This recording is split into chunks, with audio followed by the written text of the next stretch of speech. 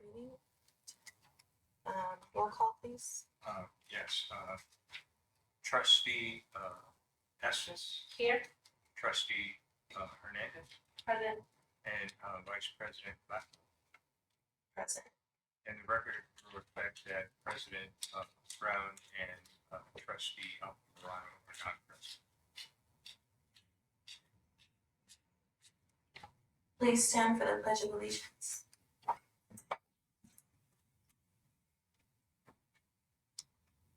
Ready, begin.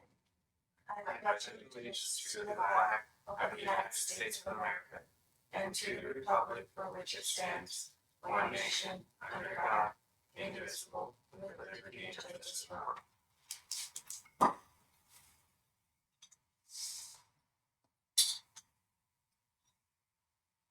Are there any adjustments to the agenda? Okay, any public appearances?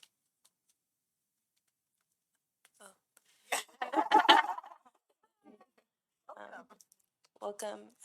You're free to stand up and thank you.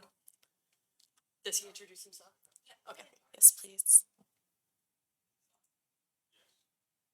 I'm Tyler Brinkerhoff. I am representing the Pioneers Museum. I am the archivist. I started there back in January, and I'm happy to be here. Thank you. Thank you for being here.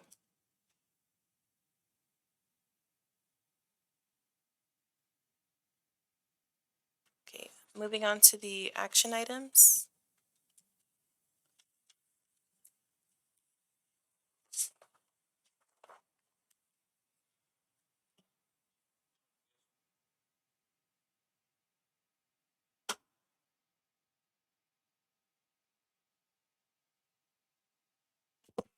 Good evening. Thank you all for being here. We had sent out earlier the agenda item discussing the elimination of our current overdue fee policy for the library. I assume you guys have had a chance to read. Is there a discussion portion now where if they have questions, or do I just present the resolution? I suggest. Okay.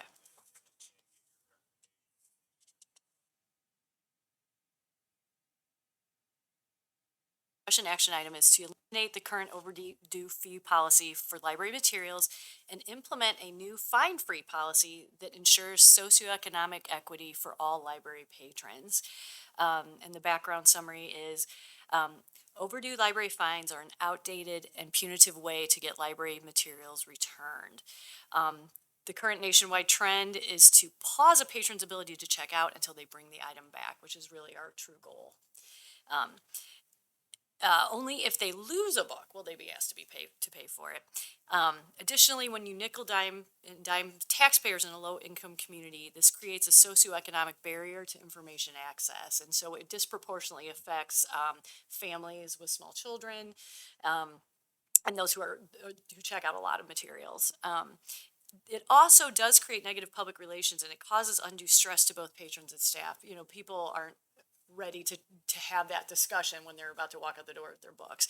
So anyway, the amount of time that we spend dealing with fines is also a pertinent issue. We have a small staff.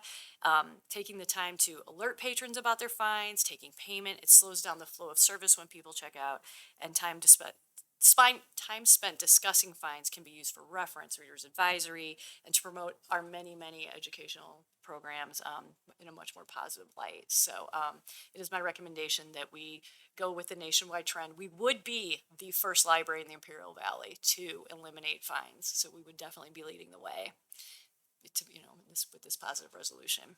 So did you guys have any questions? Are the fines only intended for the books, because they also check out other items? Right. This would be eliminating fines for books. And actually, I would like to introduce Catherine Wolf. She is a librarian here. She has a master's degree in library science, and she has put together some of the facts and figures for Imperial specifically. Katie? Yes. So hello, everyone. I'm Katie. I believe on your desks you should have this fine-free policy. So you'll see your specific question that you have. If you turn to the back, there's some exceptions. So anything that's like a non-traditional library material, like we have Chromebooks, you would still incur a fine on that. Also, we're kind of in the process of building a library of things, which would have some high value items that we would want, people to pay for. So that would also be in the exceptions. And then any libraries that we do interlibrary loan with that still charges fines, they would still have to pay those to that library. But yeah, so if you look at the front, you'll kind of get a gist of how it would work. So basically, if it's overdue, 7 days after it's due, the person would receive their first overdue notice.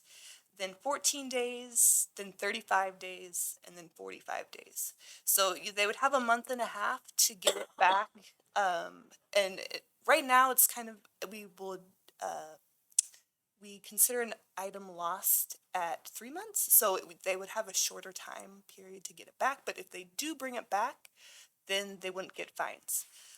If they lost the item or if it's damaged, they would still have to pay for it, and there would be a $5 processing fee for both.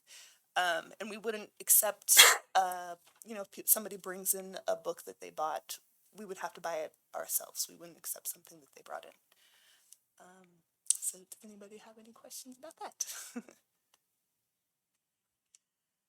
I will also say a lot of the libraries in our surrounding communities are also fine free. So San Diego Public, San Diego City, Los Angeles, Palm Springs, and Rancho Mirage are all the ones when I was doing my research that I saw have gone fine free. And on our interlibrary loans, we're in the process of getting that set up. And we're using Linked Plus. That's kind of in the San Diego area that we are sharing books with, and they don't charge fines for their Linked Plus interlibrary loans. So That was my only question, because I know we have laptops and things that they can, so that's a different item, right? yeah, yeah. Okay. And right now we don't have like CDs or DVDs anymore, so it's just basically library books that would be.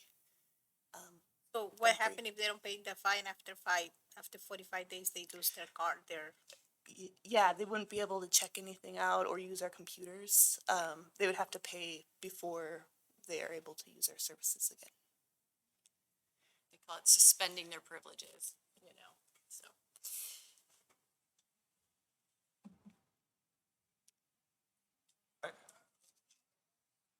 How much? 20 cents per day. And when we were calculating how many fines or how much we made last year off of fines, it was less than 1% of our budget. So it's not a lot. And again, we just want those materials back. That's the whole point of a fine, but it's not a great incentive for people to bring them Return the back. And honestly, sometimes it deters people because they're afraid, like, oh, I think I racked up this huge fine. So, we've had people come back after years of not being here, and they're excited, and then we hit them with, oh, you owe, $10 in fines from 2014, and they don't even remember being, checking those things out, and it's just kind of a negative experience when we want them to have a positive experience, so.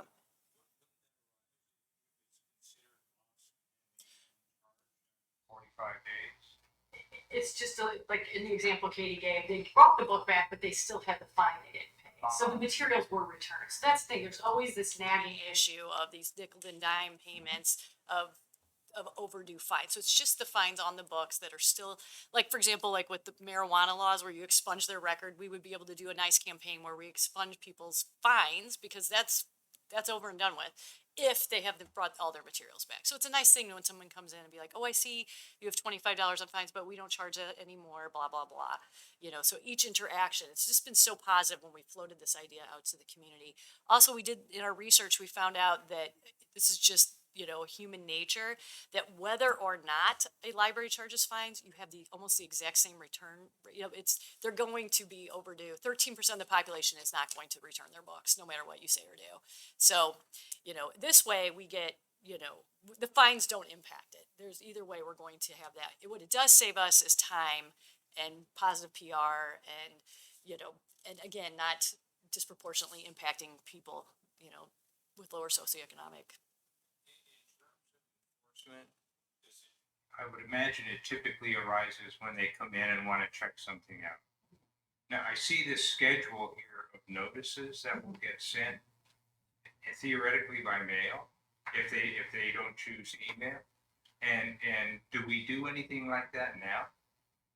We have in the past. We could, well, we have in the past. It's, we're hoping to kind of use email and also possibly text messaging as well to kind of alleviate, all the mailing that we would have to do with that. It's 20 cents a day on a $1.40 fine. It needs to go to email. And Yeah. then we're also in the process, this is a part of a bigger discussion. This is actually the catalyst to do a lot of things differently. This will also impact how we do library cards because we will be gathering electronic information to let them know. Most people are texting nowadays, the option, everybody knows how to, you know, opt in for text. So that's really where we're headed, to just kind of get to more electronic. The implementation definitely can be adapted, but I think our overall premise for tonight is to proceed with implementing a policy, and then we can tweak it on how we actually implement it. So I hear you say charge a fine, or libraries that don't charge fines have about the same non-return as libraries that do.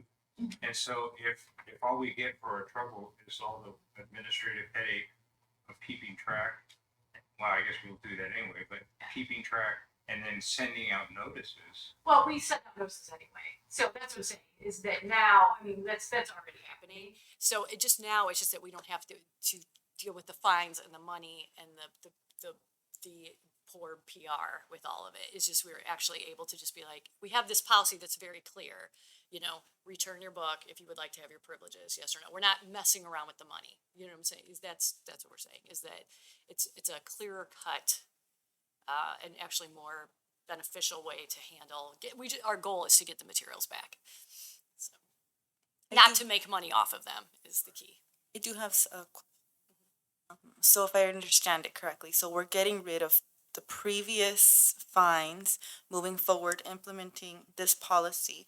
And if something is considered lost, will we have, whenever we do cards moving forward, like, we need to have your card on file just in case if there's a lost item? How will we handle that, like, to make sure that we do get the money back if there is a lost item? The credit card or some form of payment? Yeah, typically we don't really keep that on file just for like privacy reasons. We would have their contact information, so, you know, we can notify them. Either way, they'll bring it back or they don't. But I think most people would be more receptive to not have, like, they would be more willing to come in if they don't have fines. I won't be afraid, because a lot of people feel kind of guilty or bad.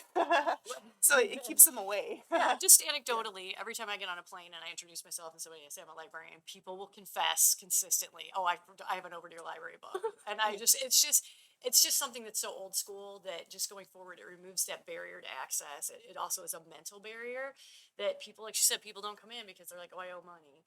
And so our whole goal is for people to come in. So, you know, if we do have a nice PR campaign and say that, yo, come in, your fines have been forgiven, more people will come in. And that is the point, is to use the library and see that there's more than just books to, you know, to check out, and to use our facilities. And that's the point. So right now, when you guys have somebody who hasn't read the book, what do you guys do? Just call them or send them a letter by mail? Is that what the procedure is? Yeah, we do notify them, whether they bring it back or not. It just. Oh, you notify me either way. Like, it just comes up. It's just automatic, isn't it? Yeah. But I guess my question is, you guys have a program when they check in a book that tells you, I mean, it tells you, but it doesn't tell them? Oh, you mean, yeah, when we check in our books, it will tell us if it's overdue and how much it costs. So it maybe, I don't know, if the program that you guys use, maybe something that we can automatically, where they're gonna get an email automatically, you're 5 days behind, instead of the staff doing it, let the system do it, if you guys can look into that.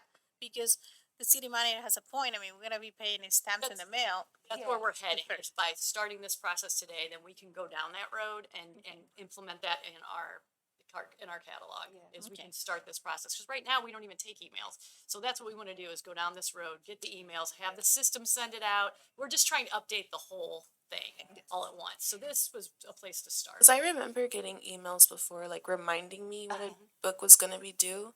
But I was thinking, like how you mentioned text, that would also be helpful because a lot of people don't read Right, the and we email. have that on our current thing, I'd almost like to go straight to texting. Yeah, No, I think if that would be If you can go smart. straight to text, I think will be better. And if Yeah. you have it in your program, in your system, maybe it's already in your system where you can do that.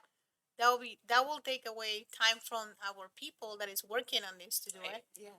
And then when they come over and get a book, then you guys know that they own your book. Straight to texting. So, yeah, we definitely wanted to give you some idea of the nitty gritty, but also just the point was just that how we want to start implementing this and find like the most workable thing. We definitely can work out the kinks on how we actually implement it. But I think the goal was just, to find some, a quorum on, the fact that we want to eliminate barriers to access in our community. I think that's a great idea, especially how like larger cities are already doing that, and like here we have such like a lower economic status. So, yeah.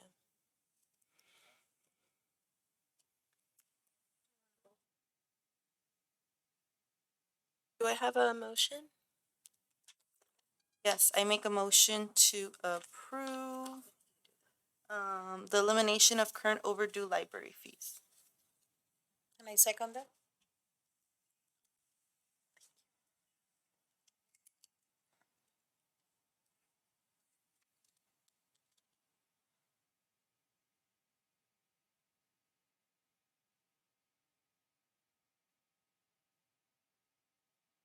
Sorry, I didn't hear a second. Oh, I second. oh, okay. Yes, we're gonna do, we'll do a roll call. Trustee Hernandez, Present. trustee Estes. Oh. Oh, Yes. trustee Estes and, Vice President Blackwood. Yes. So this recommendation will go to the city council. Also just wanted to highlight, we did pass out the American Library Association resolution. So again, if you're out in the community, this is a great list of talking points. So eventually there will be a full PR campaign explaining it to the community after we have the details worked out. But I do appreciate, this, I'm excited for us to be the first library in the valley to go there and to, come up to speed. So, thank you. Are there any staff reports? I wanted to report, we had a wonderful brainstorming session the last time that we all met. And I wanted to report back on some of the recommendations that the board had. We were able to work with, Miss Estes, and we connected, she helped us connect with the, Imperial Valley Food Bank. And so on Fridays, they will be bringing 50 backpacks of, non-perishable foods. And so the kids, when they come for lunch at the library, will also be able to go home over the weekend with a backpack full of food for their families. So that's exciting. We also were able to work with Mia Hernandez, and we will be having a digital resume program for adults and teens coming up in June. And then we were also able to work with Sun Community to address the financial wellness programs, and so they will be I think it's June as well, two evening programs for adults then. So we were excited to get those implemented right away. Also wanted to highlight for everyone our activity guide, and this is very comprehensive. It's also in Spanish and English, so a great resource to have when you guys are out in the community. And the big excitement is that Monday we are starting our summer reading challenge, which is a theme that is statewide, and it is for all ages. It's a family literacy program, so everybody from 0 through 6th grade, and then 6th grade through adult. We'll have there'll be two separate programs, again, Spanish and English, these are the logs, but there will be prizes at the end, and it's an incentive, again, to continue reading through the summer, because studies show, they call it summer slide, that all the reading skills that kids have, they lose 2 months worth of time when they pause in the summer. And so it's really fun to be able to do this in conjunction with all of the rest of our activity programs, is to have an actual reading challenge where we keep the kids reading with their families as role models. So that starts Monday, and that is a 6-week program. Yes. Question about that program. the Yes. last one. Are you guys talk to any of the people at the school involved with the school to see if maybe some of the books are books the kids can be counted for their points for next year? So that means they did some reading during the summer and it's gonna be counted for the points, because you know how they do points at school? So if they can read books that they're at the level, they actually score points for next year. I don't know if you guys had any conversation with maybe the principals or the teachers. I had a parent ask about it, and we're more than well, I mean, they'll have these they can take back to school the next day and they can, Okay. you know, it has, you know, the information on there, like, you know, what they read, the title and the author. You know, they'll be able to take it in and show them, and if it's AR, they have points. I did have a parent ask about, taking the AR test, but we don't have that set up yet, but again, that's something I'd be willing to work with, you know. My if we could understanding find- when my daughter did it many years ago, 'cause she was like a superstar reader. Uh-huh. When we read in the summer, she would keep track, but she knew exactly which book she needed to order. So I don't know if you guys have that, like where you guys know which books are AR or not. Right, we have not, oh, we do have the AR, every So book has you- got an you know, AR okay. sticker on it, we do Okay. have that, you know. So we good Yeah. for them to know, you know, take Right. this list, take it to your teacher next year, and that's extra Yeah. points that you get when you get to school. Yeah, exactly. Okay. Yeah, we're just excited about the family literacy component, opening it up to teens and adults, because, you know, the family that reads together, you know, they're modeling it for their, you know, and, you know, it's great to bring the adults into it. We don't want to leave them off either. So. I think it would be nice if maybe not, I don't know if it would be possible for this year, maybe next summer. If we did have access like on one computer, or something for the AR test, so that they can kind of, I don't think it's like linked to their classroom. I think it's linked to each student ID. I don't know if I'm saying it right, but that would be really cool so that they can, you know, because I feel like summer goes, it's a long time, but it's kind of short. But for the kids, their memory and their attention to things is very minimal. So if I tell my daughter, hey, take a test when you come back to school in August, she's not gonna remember what book she read. Or what the pig did, or all those things. So, I think it would be a good idea for us to do that. I think it would be beneficial.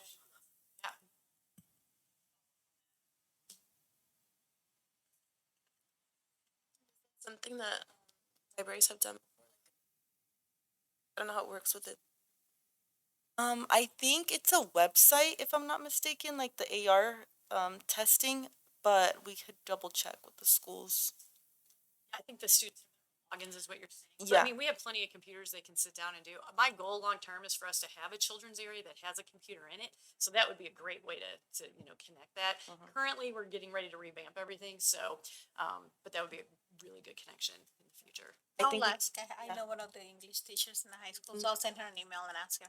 even the librarians, you know, if we connect to the school and say, hey, what, you know, the website, and if you have, I remember when I used to go to school, it's your student ID and a password, and you just kind of put in what book you're taking a test on, and it'll prompt the test. And if they don't have the test, then the students can create a test for that book. So I think it would be a really good idea, so that they have more access. I mean, you know, they're here, they can read and take tests, and We have computers and their AR books. We Yep. have everything here. We just need the login for them. So. Yeah. Any trustees reports? Just want to thank you again for helping me with the food bank. Like you say, we are, I don't know if you guys are familiar with the backpack program on the at elementary school, and I believe the high school too, where food is delivered to certain kids every Friday. We don't know who the kids are. But it's a backpack program that you can pay $200 a year, and that'll feed the kid for a year. So they didn't have a place where the kids can pick up their food during the summer. So we work together, and now the kids can come on Friday and pick up their backpacks here. It's amazing. Fridays are going to be very exciting because Fridays they serve pizza. We will have story time. We will be giving away books and a backpack full of food. So Fridays are going to be big here at the library for the next 10 weeks. You know where to have my lunch on Friday. For sure. That's wonderful. For me, all I have is basically we partnered up. I'm gonna go ahead and bring GCU in, Grand Canyon University, to work with the library so we can do that kind of like career workshop. And then the second part is kind of introducing education and making the application and admission process really easy. So if people are interested in going back to school or getting a job, we are here and ready to help the library. So that is coming in July and in the fall. But that is all on my end. So, there's nothing more, then I'd like to adjourn the meeting. Thank you, everybody. So I think there's one more, there's a tour, that, before you adjourn, we want to have you take of the library. I think there's some things that, Denise and Katie want to show you. And so I would do that and then come back and adjourn the Okay. meeting. Yeah, we wanted to show you all the changes we made in the last 6 weeks. We also do have a guest who we are going to show the changes we've done in our outside storage unit that had all the rare books. So we're really fortunate to have a expert in our community who spent the last 2 Saturdays helping us go through and figure out what we have. So it's gonna be really exciting to see the treasures he found. And so when we have our next meeting in July, I believe it's July 11th is the second Tuesday, we will have a resolution for you for that day pertaining to those materials. So this is sort of a warm-up educational process for that.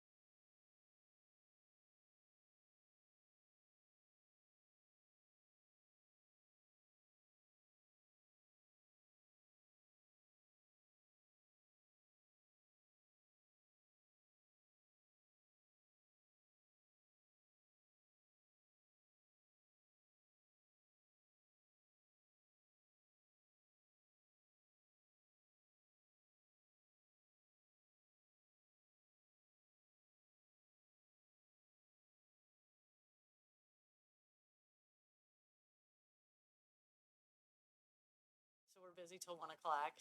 So we'll be feeding everyone. So it's a busy morning tomorrow. But you're definitely welcome to come observe any of it, and you'll see how crowded it is and how excited we're going to be to have that new desk set First up. Thursday. Doesn't sorry? Friday is the lunch, right? We have lunch every day. Then sorry. Yeah, Oh, lunch okay. every I day. think it is Fridays. And then Friday's the big fun one because we have pizza. All depends what kind of pizza you're having.